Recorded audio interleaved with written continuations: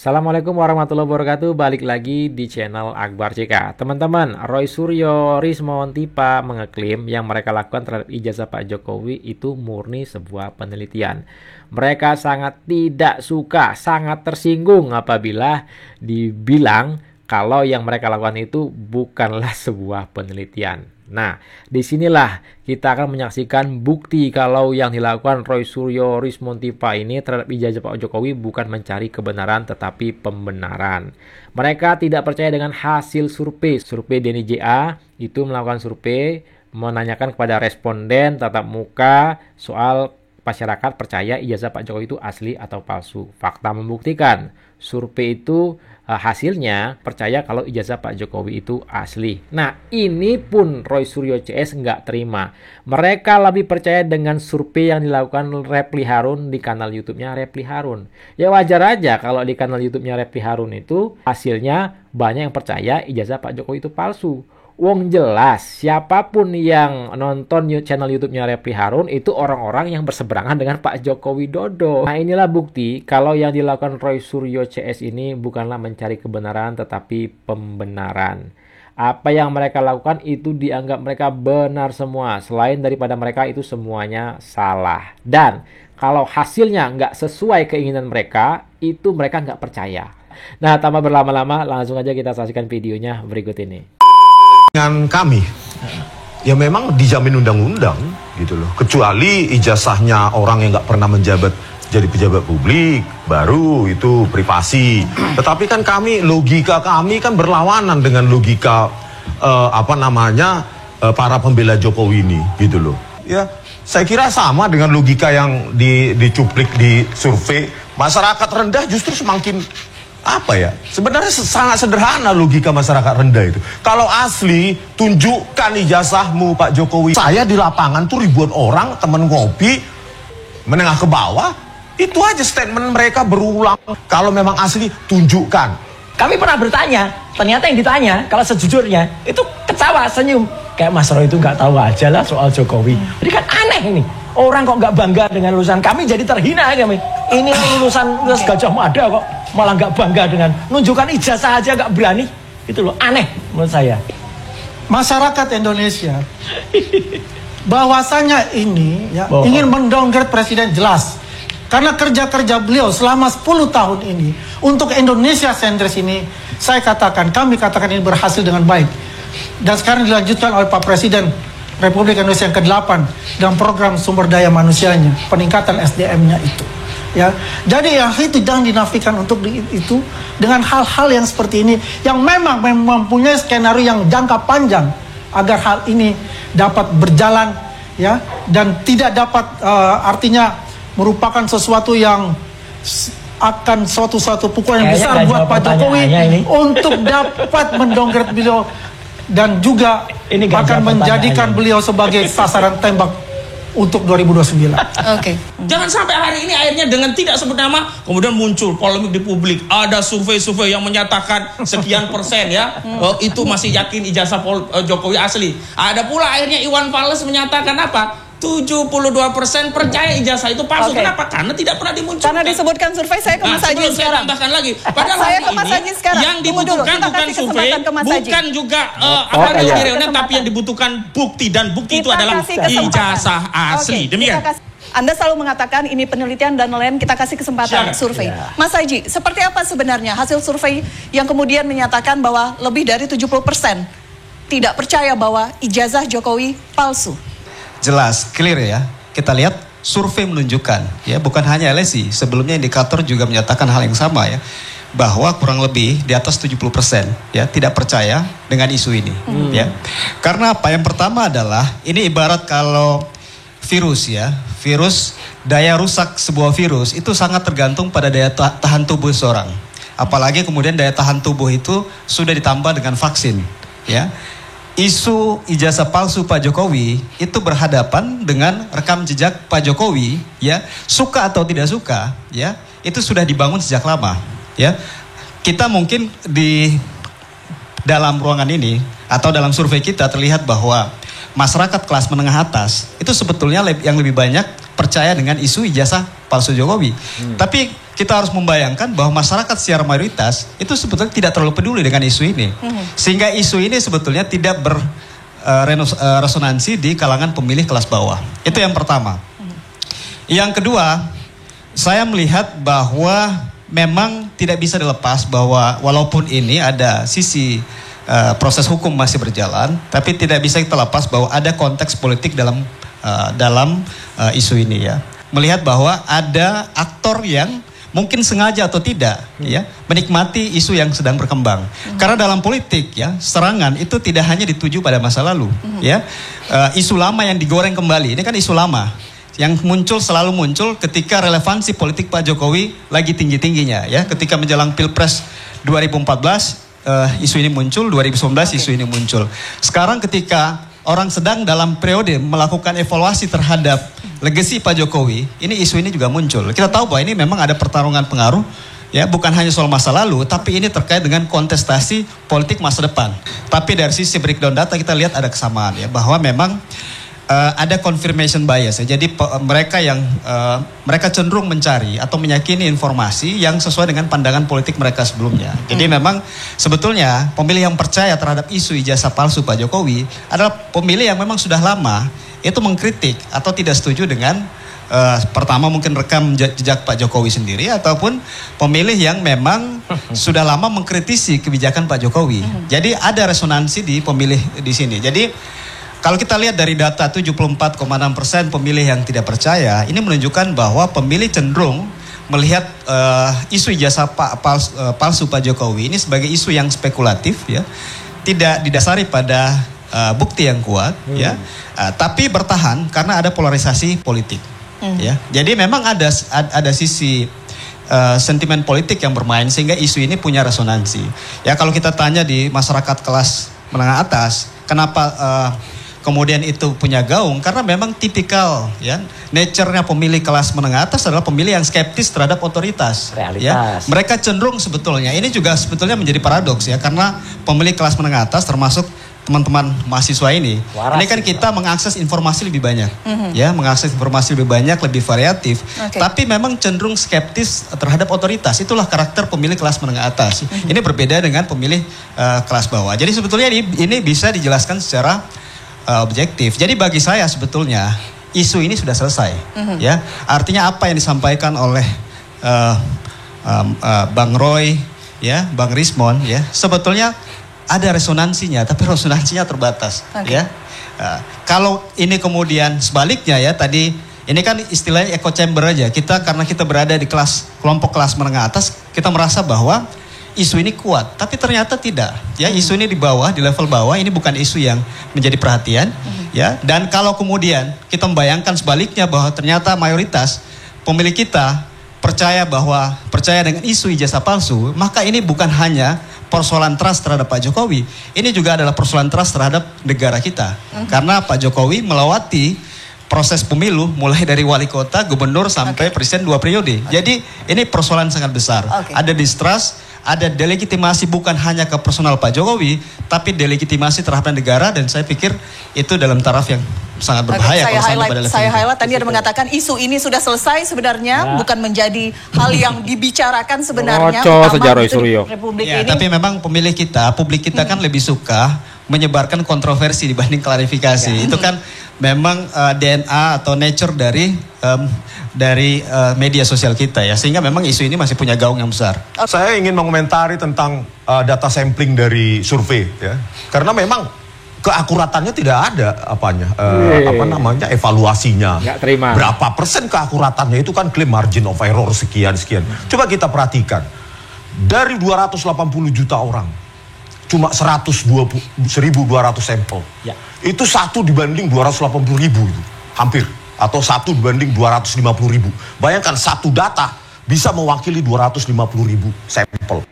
Itu secara statistik sebenarnya main-main gitu loh. Karena ya bagaimana mengevaluasi keakuratan tadi itu, sampling yang 74 sekian persen itu tidak percaya Jokowi palsu, terus sekian cuma sekian yang percaya ijazah Jokowi asli. Bagaimana mengukur keakuratan itu? Ini kan seperti menggiring opini. Ya sudah, sekian persen percaya saja. Padahal penelitian ya yang diklaim mereka ini penelitian, mereka yang menggiring opini, menarasikan yang jajar terhadap Pak Jokowi. Nuduh ijazah Pak Jokowi palsu, membuktikan ijazah Pak Jokowi palsu berdasarkan fotokopi scanan. Penelitian yang dilakukan oleh LSI DNIJA, mereka nggak percaya. Mana sampelnya? Itu cuma 1.200 dari 280 juta. Jangan diklaim itu akurat. Mana uji keakuratannya? Nah, ini yang kemudian membuat publik tidak percaya. Dan pertama saya pikir yang kecurigaan terhadap atau keraguan terhadap hasil survei itu hal yang lumrah, ya. Dalam demokrasi yang membedakan antara seorang intelektual dan seorang buzzer adalah cara kita membuktikan keraguan itu, ya. Apa yang disampaikan oleh Bang Rismond ini sebetulnya udah 15 tahun lalu. Jadi saya pikir telat kalau Bang Rismond mempertanyakan soal metodologi ini. Karena ini sebetulnya satu perdebatan yang sudah terjadi 15 tahun yang lalu, ya. Itu yang pertama. Yang kedua adalah saya pikir ada data pembanding. Kalau kemudian meragukan data ini, kalau kemudian Bang Rismond bisa menyajikan data pembanding yang lain, saya pikir itu lebih baik. Jangan-jangan Bang Rismond lebih percaya polling di kolom komentar YouTube dibanding polling 1.200 responden. Karena 1.200 responden itu mereka percaya polling yang dilakukan oleh Repi Harun di kanal YouTube-nya Repi Harun. Kanal YouTube-nya Repi Harun kan yang nonton orang-orang yang nggak suka terhadap Pak Jokowi. Itu sebetulnya secara metodologis itu sudah tepat, ya. Kalau butuh diskusi lebih panjang, saya pikir nanti kita butuh sesi yang lain untuk bicara soal metodologi, ya.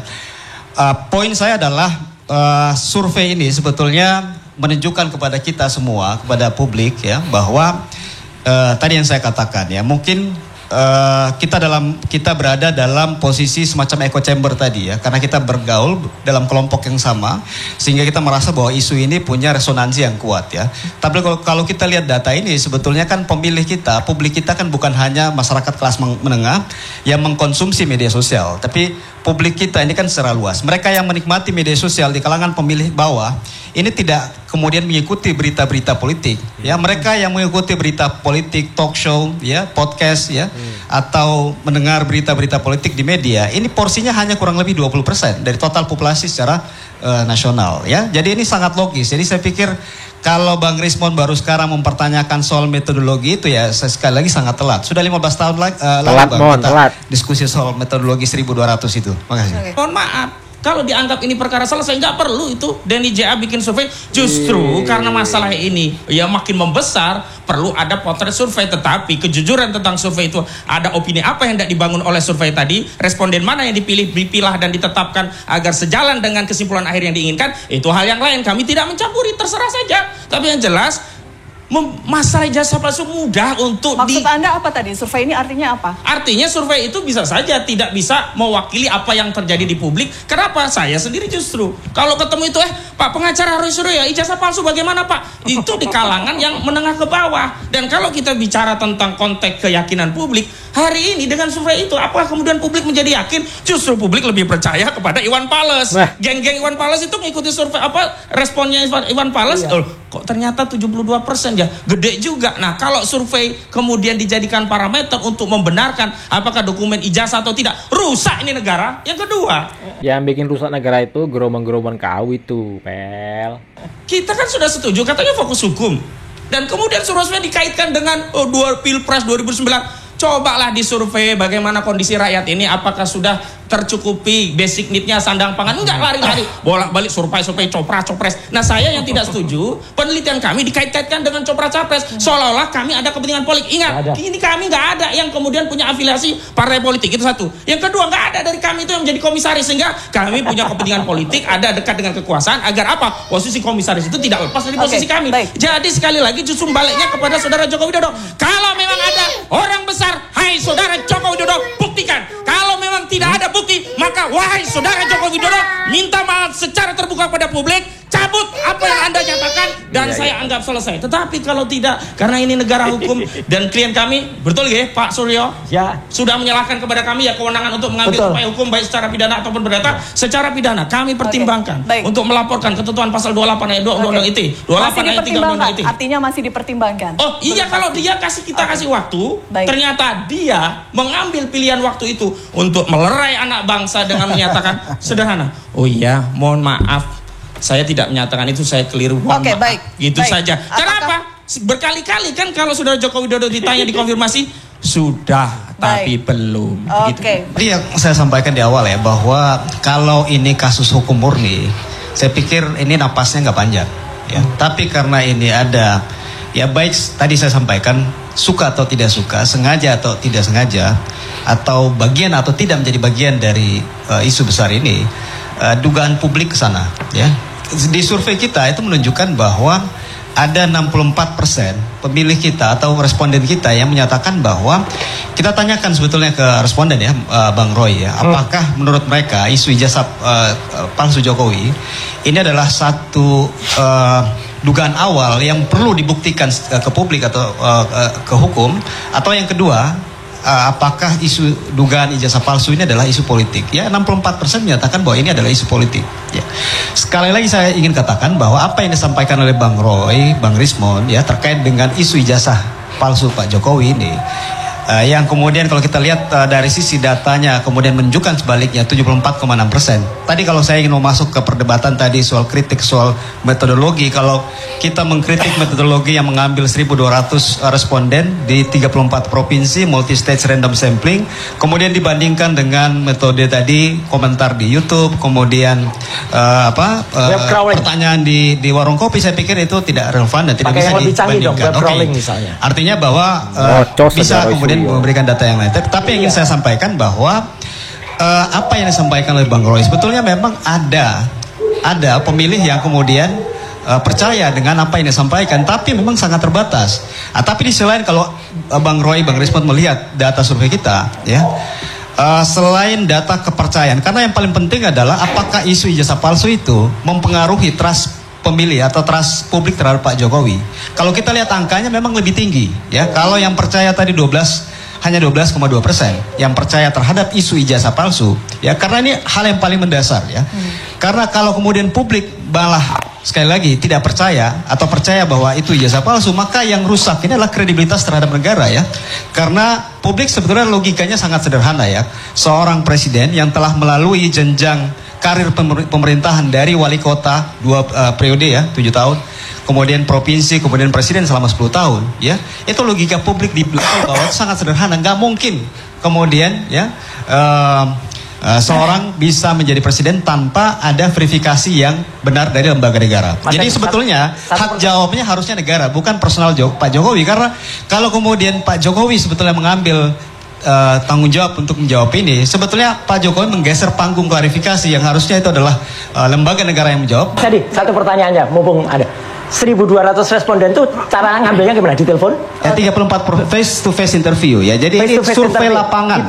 Jadi tidak mungkin, ya, tidak proporsional dengan proporsi pemilih kita. Ya, bukan lewat telepon, lewat face to face interview. Face to face interview menyebar 1.200. Oh iya, 1.200. Oke. Terus pakai telepon juga? Enggak. Ini survei lapangan. Jadi kalau survei telepon kan kita tahu bagaimana cara memilih respondennya. Iya, itu namanya multi stage random sampling. Saya sampaikan itu kalau Bang Roy punya data pembanding nggak ada masalah. Kita punya data yang lain, data indikator sebelumnya menunjukkan hasil yang sama. Udah ada. Ya, terakhir saya ingin sampaikan bahwa kenapa kita melihat bahwa atau tidak bisa kita abaikan bahwa ada dimensi politik dari isu ini. Kita tahu bahwa Pak Jokowi adalah seorang mantan presiden yang sebetulnya tidak lagi memiliki panggung formalnya, tapi panggung simboliknya masih sangat kuat. Ya, panggung simboliknya adalah pengaruh Pak Jokowi. Pak Jokowi menutup masa pemerintahan atau presidensinya selama 10 tahun dengan rapor biru di akhir. Kenapa demikian? Karena 80% ya pemilih kita puas dengan kinerja Pak Jokowi.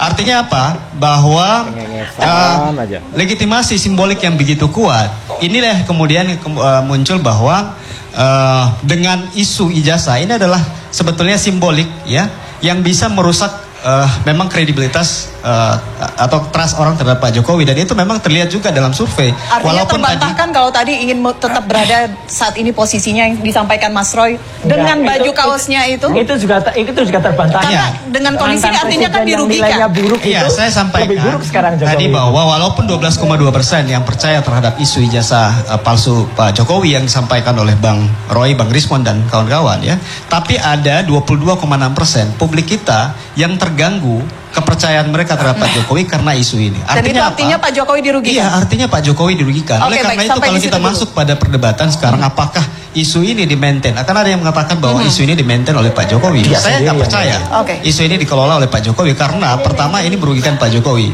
Pak Jokowi adalah figur yang sudah populer, selesai dengan rapor biru, buat apa isu ini? Justru isu ini ya bisa mendelegitimasi kredibilitas Pak Jokowi.